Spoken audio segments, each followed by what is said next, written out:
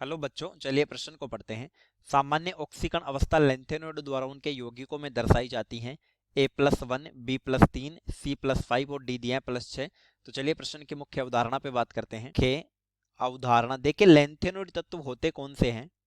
4F श्रेणी के तत्व, 4F श्रेणी के तत्व लेंथेनॉइड तत्व कहलाते हैं। लेंथेनॉइड तत्व कहलाते है,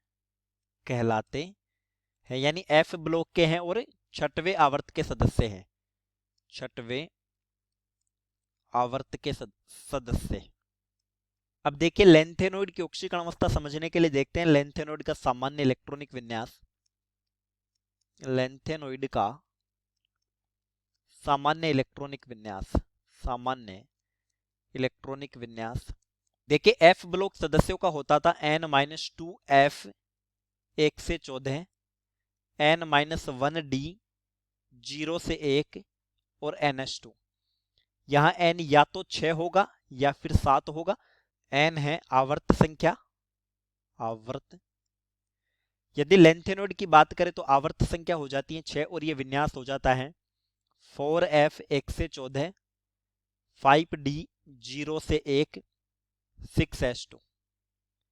यहां n हो गया 6।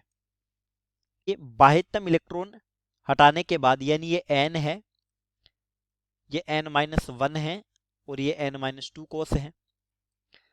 तो N-1 और n में से जब इलेक्ट्रॉन निकाल लेते हैं तो यहां पर F कक्षक का आकार संकुचित हो जाता है। बाह्यतम इलेक्ट्रॉन हटाने के पश्चात F कक्षक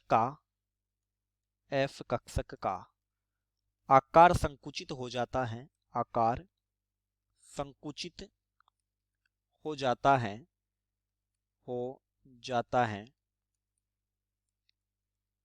तथा स्थायी हो जाता है, स्थायी हो जाता है।